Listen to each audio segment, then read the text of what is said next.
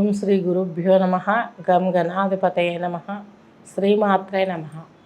ఈరోజు కలశం. అసలు ఆ కలశం ఏ విధంగా పెట్టాలి, దాని పరమార్థం ఏంటి? ఫెస్టివల్స్లో మనకు ఎక్కువ కలశం పెట్టేది ఈ యొక్క వరలక్ష్మి వ్రతానికి పెడతారు, మంగళగౌరి నోముకు పెడతారు, దసరా నవరాత్రులలో పెడతారు, అట్లే సత్యనారాయణ వ్రతాలలో పెడతారు. అలాగే విశేషించి హోమాలకు ముందు జపాలు చేసేటప్పుడు కూడా కలశాలు పెడతారు. జనరల్లీ కలశ పూజలన్నీ టెంపుల్స్లో చేస్తారు, ఇంట్లో స్త్రీలు చేస్తారు. జెంట్స్ చేయరు కాబట్టి స్త్రీలు చేస్తారు. ఈ పూజ జెంట్స్ చేస్తేనే ఇంకా మంచిది.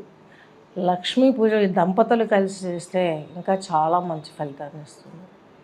అన్ని కలశ వ్రతాలు కూడాను చక్కగాను భార్యాభర్తలు ఇరువురు కూర్చొని చేస్తే మనకు చాలా మంచి ఫలితం వస్తుంది. విశేషించి సత్యనారాయణ వ్రతంలో దంపతులను కూర్చోబెట్టేది మెయిన్ రీజన్ ఇదే. ఒక్క సత్యనారాయణ స్వామి వ్రతమే కాకుండా వివిధ కలశ పూజలలో కూడా దంపతులు ఇద్దరు కూర్చుంటే ఇంకా మంచి ఫలితాన్ని ఇస్తుంది. బ్రాహ్మణ్స్ని చూడండి, జెంట్సే వాళ్ళు చక్కగాను వంట చేసుకొని స్నానం చేసిన తర్వాత వంట చేసి పూజ చేస్తారు. కలశాన్ని పెట్టి కూడా చేస్తారు పూజ. ఈ కలశం వరలక్ష్మి వ్రతం అప్పుడు మనం పెడతాం. దీని పరమార్థం ఏంటని తీసుకున్నట్లయితే పూర్ణ కలశం. ఈ పూర్ణ కలశం అంటే ఒక రావి చెంబు కానీ ఇతర చెంబు కానీ ఇతర యొక్క సిల్వర్ గోల్డ్ ఏదైనా పెట్టచ్చు, మన శక్తి మన స్తోమత. దాంట్లో 3 గంగా యమున సరస్వతి నదుల తీర్థమని భావించి నీళ్లు పోస్తాం. ఈ యొక్క ఆకులు 5, 9 ఇలా వేస్తాం. ఇందులో చుట్టూ ఆకులు పేరుస్తాం కదా కొబ్బరికాయ పెట్టడానికి. కొబ్బరికాయను పసుపుతో పూజించి గంధం బొట్లు పెట్టి కుంకుమ బొట్లు పెట్టి అలా పెట్టేసి, అలాగే ఈ యొక్క ఆకులు ఈ సంఖ్యలో వేయటానికి పంచమంటే 5 ఆకులు వేస్తే ఏంటి, పంచభూతాలు. ఈ పంచభూతాల యొక్క ప్రభావం మనపైన నెగటివ్గా పడకుండా పాజిటివ్గా ఉండాలని మామిడి ఆకులు కానీ తమలపాకులు కానీ 5 ఆకులు వేసి ఆ యొక్క కొబ్బరికాయను కూర్చోపెడతాం. ఆ కూర్చోపెట్టినటువంటి కొబ్బరి పండునే మనము సత్యనారాయణ స్వామిగా భావిస్తాము. అలాగే లక్ష్మి అనేసి చాలా గౌరవిస్తాము. అమ్మవారు అనేసి క్రియాశక్తి, జ్ఞానశక్తి, ఇచ్ఛాశక్తి. ఇచ్ఛాశక్తి అంటే దుర్గా, అలాగే జ్ఞానశక్తి అంటే అమ్మవారు మన యొక్క సరస్వతీదేవి, అలాగే క్రియాశక్తి అంటే లక్ష్మీదేవి. విష్ణుమూర్తి పని ఏంటి, సృష్టిని పరిపాలించడం. ఈమె క్రియాశక్తి అంటే ఆమె కూడా ఆయనకు సహకరించి పని చేయటం. ఇవి శ్రావణ మాసంలోనే విశేషించి ఎందుకు చేయటం? ఈ యొక్క అస్ట్రాలజీ పరంగా తీసుకున్నట్లయితే సూర్యుడు స్థిర స్వభావుడు. ఆయన తన చుట్టూ తను తిరుగుతాడు తప్ప ఏ గ్రహం చుట్టూ తిరగడు. స్వయం ప్రకాశకుడు, చిరంజీవి.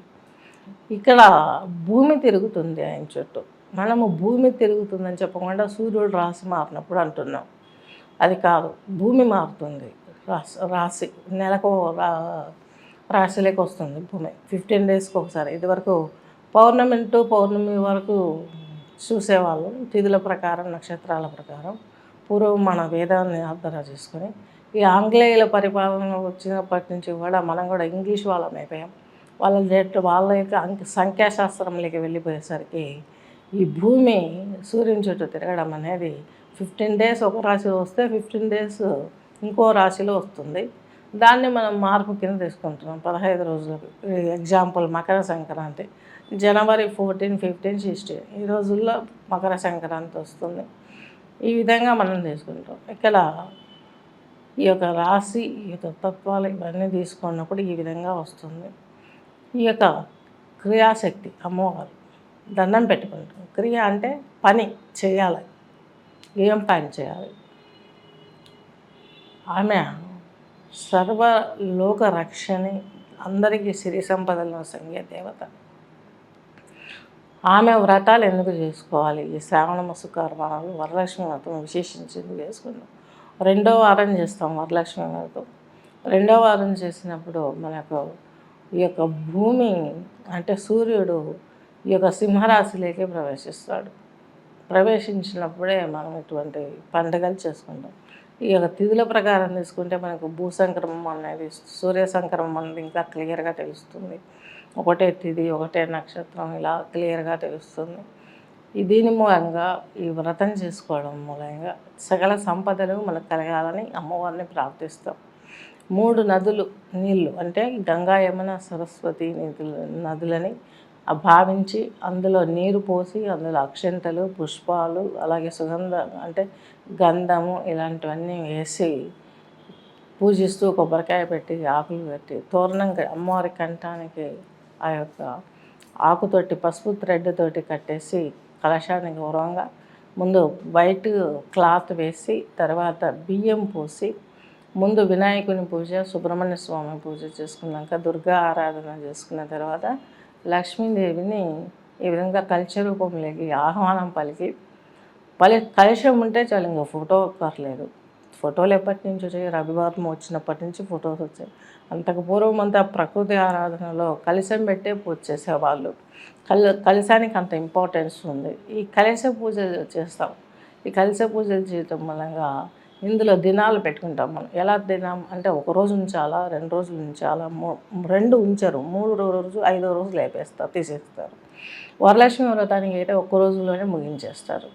ఆ రోజు ఒక్క తిథి, ఆ నక్షత్రం, ఆ శుక్రవారం రోజే కాబట్టి తీసేస్తారు. 3 days అట్లా ఏమీ చేయరన్నమాట.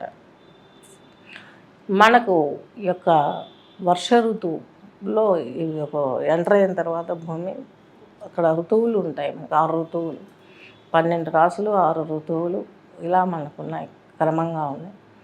వర్ష ఋతువు వచ్చేసరికి ఎక్కువ తుఫాన్లు, అలాగే వరదలు. ఆల్రెడీ తుఫాన్ల కాలం కాకుండా ఇది ఆ మధ్య మధ్యలో తుఫాన్లలాగా పడేంత జల్లు అంటే ఎక్కువ వర్షాలు కురుస్తాయన్నమాట. ఈ టైంలో పంట నష్టపోతాం. ఈ పంట నష్టపోకుండా లక్ష్మీదేవిని ఆరాధిస్తాం. అమ్మ వర్షంతో మాకు ఆహారం ఇచ్చే దేవతవు నువ్వే, నిన్ను ప్రార్థిస్తే మాకు సకల సౌభాగ్యాలు వస్తాయి కాబట్టి నిన్ను ప్రేయర్ చేస్తున్నాం. కాబట్టి మాకు ఈ యొక్క ఫలితాలకు అడ్డులు ఏమన్నా వస్తే, వరదలు ఏమన్నా వస్తే అందు నుంచి మమ్మల్ని రక్షించు. వర్షాలని ఎందుకు కారణం చెప్తున్నాం మనము? ఈ టైంలో వర్షాలే ఎందుకు వస్తాయి? ఈ టైంలో లక్ష్మీదేవినే ఎందుకు పూజించాలి? లక్ష్మీదేవిని ఎందుకు పూజించాలంటే సముద్ర రాజతనయ లక్ష్మి. ఈ సముద్ర రాజతనయ కాబట్టి అమ్మవారిని ఈ రూపంలో పూజించాలి. అలాగే యోగా పరంగా కూడా దీనికి చాలా ప్రశస్తం ఉంది. త్రివేణి సంగమం అన్నాం కదా, గంగా, యమున, సరస్వతి. ఇక్కడ బ్రుకుటిలో ఇక్కడ నుంచి సుషుమ్నా నాడి బయలుదేరుతుంది. ఈడా పింగళ నాడులు ఇక్కడ ఉంటాయి. గంగా, యమున, సరస్వతి. సరస్వతి, సుషుమ్నా. ఈ యొక్క రైట్ లెఫ్ట్ వచ్చేసి ఈ యొక్క ఈడా నాడి, పింగళ నాడి, సూర్యనాడి, చంద్రనాడి. ఇవి ఇక్కడ కలిసి మానవుని శరీరంలోకి వెళ్తూ పరిపూర్ణమైనటువంటి దేహ నిర్మాణానికి ఏర్పడతాయి. ఆరోగ్యాన్ని క్రియ చేసే వరకు ఉపయోగపడతాయి. ఇది ఒక యోగాలో ఉన్నటువంటి ఫార్మాలిటీ. మనకు సనాతనం నుంచి యోగం, అక్కడి నుంచి ఇవన్నీ పూజలు, పునస్కారాలు, ఆగమ శాస్త్రం, ఇవన్నీ కూడా వ్రతాలు వరకు వచ్చేసాం. ఈ పండగ చేసేటప్పుడు స్త్రీకి అడ్డొచ్చింది, అన్నీ అరేంజ్ చేసుకున్నారు, మధ్యలో అడ్డొచ్చింది, మైలు వచ్చింది. మరి ఏం చేయాలి? అంటే ముందుగా ఆ మైల వచ్చిన స్త్రీని ఒక రూమ్లోనో ఒక ప్లేస్లోనో కూర్చోపెట్టేసేసి ఇంటి నిండా పసుపు నీళ్ళు చల్లేసుకొని ఈ యొక్క చిన్నపిల్లలు ఎవరన్నా ఇంట్లో ఉంటే ఆడపిల్లలు వాళ్ళని తలస్నానం చేయించి, పక్కన తండ్రి ఉంది, ఆయన తలస్నానం చేసి మళ్ళీ ఇంట్లో పసుపు నీళ్ళు చల్లుకొని పూజ ఫినిష్ చేయాలి. కలశాన్ని లేదు ఇంకా మైల వచ్చింది, ఇంకా ఏదన్నా చావే వచ్చింది విన్నా మన దాయాదులలో, మన గోత్రంలో అనుకున్నప్పుడు ఏం చేసేది లేదు. ఇంట్లో పిల్లలను స్నానం చేయించి తులసి మొక్కలో ఆ నీళ్ళు పోసేసి ఆ కొబ్బరికాయను అలాగే దాచిపెట్టి ఈ మైల అయిపోయిన తర్వాత పడేసేయాలి. ఎందుకంటే లోపు కుళ్ళిపోయి ఉంటుంది, బూజు ఎక్కి ఉంటుంది. ఏదైనా నది చూసి లేదా చెరువు చూసి అందులో పడేసేయాలి. దీని నుంచి ఎటువంటి ప్రమాదం ఉండదు. అమ్మవారు శుభప్రదాయని. అడ్డు మైల వస్తే అడ్డు ఉంది ఇంట్లో, తనకు మైల వస్తే ఒక పరిహారం ఉంది. భర్త, పాప లేదా భర్త ఒక్కడైనా ఫినిష్ చేసుకోవచ్చు పూజను. ఫినిష్ చేసుకొని ప్రసాదం అవన్నీ అందరికీ పెట్టచ్చు. తాంబూలాలు చిన్నపిల్లలు మన ఇంట్లో ఎవరైనా ఉంటే వాళ్ళ చేత ఇప్పించచ్చు. అదేం గొప్ప విశేషం కాదు. లేదు ఆడపిల్లే ఉంది, బాగా పెద్దయిన అమ్మాయి ఉంది, ఆవిడకి ఆ రోజు మైల రాలేదు, తల్లికి వచ్చింది, లేదా ఆడపిల్లకి వచ్చిందంటే ఆడపిల్లని కూడా పక్కన కూర్చోపెట్టేసి తల్లి మైల స్నానం పిల్లని ముట్టింటే కనుక ఆ స్నానం చేసి ఇంటి నిండా పసుపు నీళ్ళు చల్లుకొని ఆ అమ్మాయిని బయటికి రానివ్వకుండా పూజ చేసుకొని పూర్తిగా గావించవచ్చు, తాంబూలాలు ఇచ్చుకోవచ్చు.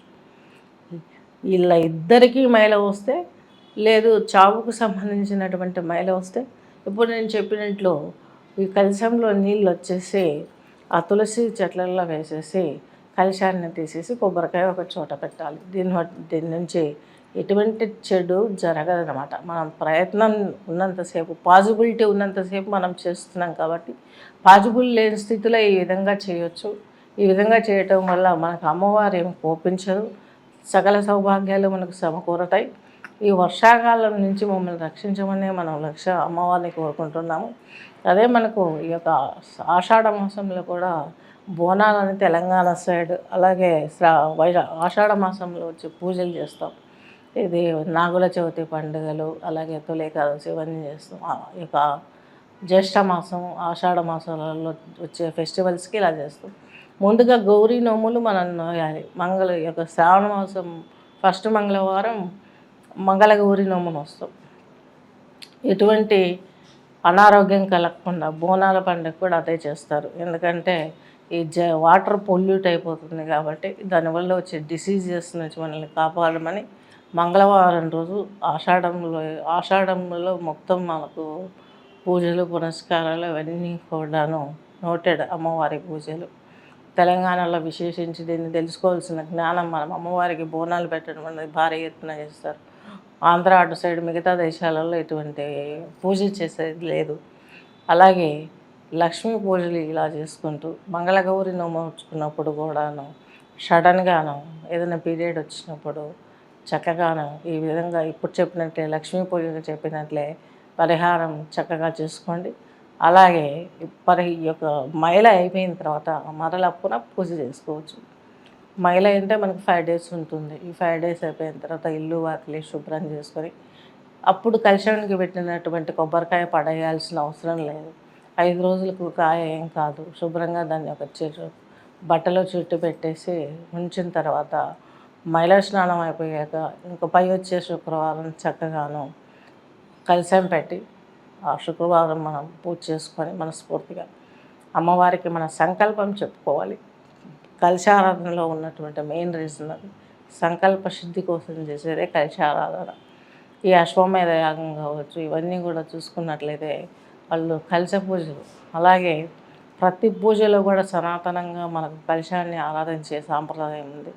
ఇవన్నీ చేస్తూ ఈ కలశానికి అడ్డు చింటేసిన ఈ విధంగా మనం ఆ అడ్డును భగవంతునికి భారం వేసి ఏ విధంగా ఎలా చేయాలనేది ముందు చెప్పినట్టుగా మీరు చేసుకోగలిగితే మీకు ఎటువంటి అశుభాలు చేరవు. మీ మీదికి చక్కని ఫలితాలు వస్తాయి. అమ్మవారు మిమ్మల్ని సర్వకాల సర్వావస్థల యందు అనుగ్రహిస్తుంది. ఆమె అనుగ్రహంతో ఆ ధాన్యం కూడాను వర్షాలలో కొట్టుకపోకుండా, సముద్రంలోకి కొట్టుకపోకుండా, నదులు పొంగి పొరలి సముద్రంలోకి వాటర్ పంపిస్తాం. ఈ ధాన్యం అంతా సముద్రరాజతనే లక్ష్మీదేవి సముద్రుని కుమార్తె కాబట్టి మరలా ఆమె దగ్గరికే వెళ్ళకుండా, అమ్మ నువ్వు ప్రతిసారి ఇలా వెళ్తే మాకు కావలసిన ఆహారం ఎక్కడి నుంచి వస్తుంది తల్లి అని ఆమె పాదాలను మనం పట్టుకొని పూజిస్తాము.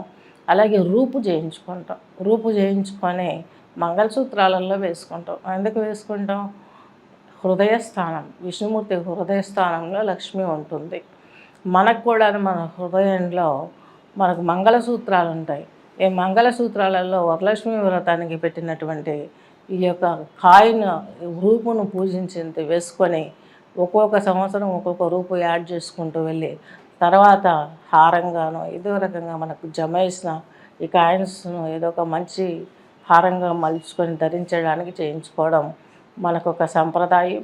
ఈ వ్రతము నిర్విఘ్నంగా సాగడానికి ముందు వినాయకుని పూజ చేసుకోవడం, సుబ్రహ్మణ్య ఆరాధన, నవగ్రహ మండపారాధన ఇవన్నీ చక్కగా చేసుకోవడం మూలంగా మంచి ఫలితాలు వస్తాయి. ఈ ఫలితాన్ని